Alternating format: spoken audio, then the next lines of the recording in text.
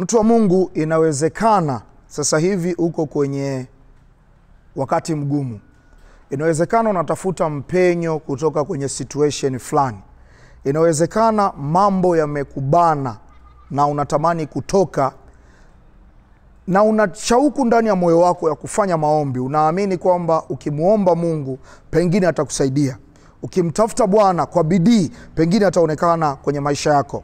Nataka nikupe mwongozo ukiwa unataka kufanya maombi ya namna hiyo. Nini unachotakiwa ukizingatia?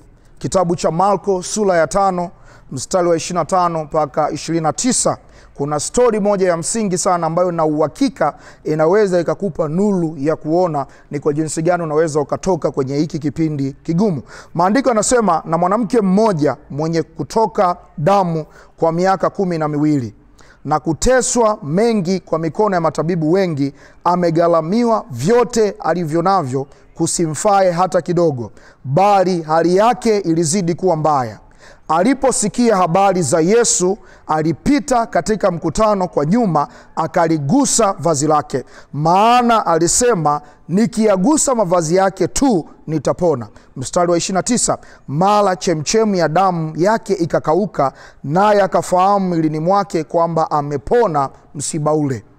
Nataka niitumie hii story ya huyu mwanamke kukuonyesha vitu vya msingi vya mtu ambaye anatamani kuingia kwenye maombi yatakayoleta tofauti kwenye maisha yake. Jambo la kwanza unaoliona kwa huyu mwanamke, nataka utambue wewe sio wa kwanza kupita kwenye wakati mgumu. Can you imagine? Huyu mwanamke kwa miaka 12 alikuwa na tatizo ambalo halikuwahi kupata majibu. Maandiko yenyewe yanasema aliteswa mengi kwa mikono ya matabibu wengi na kusimfae hata kidogo, na akaishia kuuza vyote alivyonavyo. Huyu mwanamke alikuwa ameshikwa na ugonjwa wa kutoka damu. Na kama wewe ni mwanamke unaweza ukaelewa vizuri nini anachokipitia mwanamke anapopitia hii changamoto.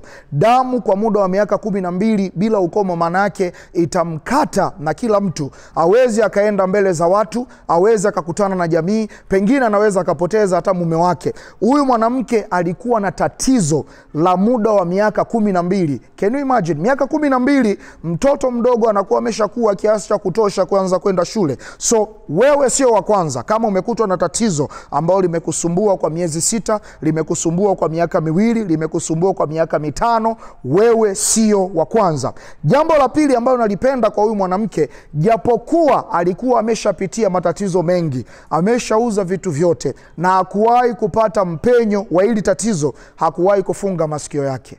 Aliendelea kusikiliza, aliendelea kutarajia, aliendelea kuamini pengine iko namna ambayo hakuwahi kuijua inaweza kumtoa. Na siku aliposikia habari za Yesu, nataka uelewe kitu kwamba huyu mwanamke kwa miaka 12 aliamini kwamba atapona kwa njia ya matibabu, atapona kwa mikono ya matabibu. Lakini kuna siku alisikia habari za Yesu. Nini kilitokea? Aliushawishi moyo wake, akajiaminisha ndani ya moyo wake kwamba nikigusa pindo la vazi la Yesu nitapona.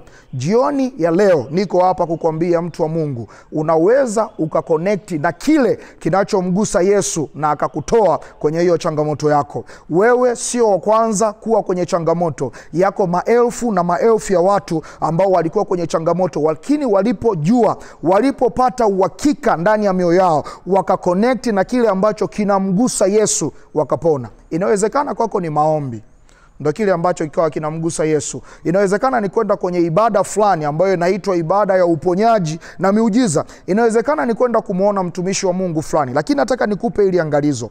Imani itakayotenda muujiza kwenye maisha yako haitatokea utakapoenda kutafuta huu muujiza pale.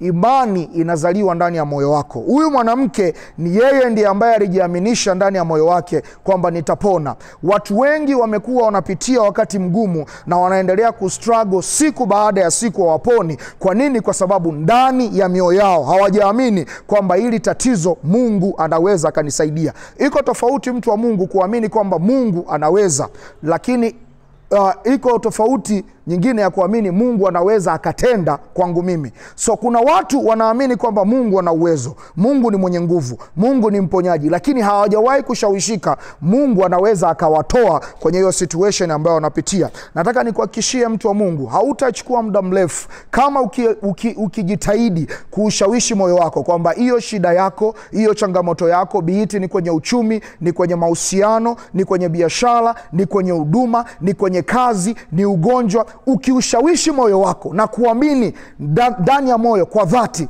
unapona. Mungu akubariki. Ninaamini Mungu atakutendea.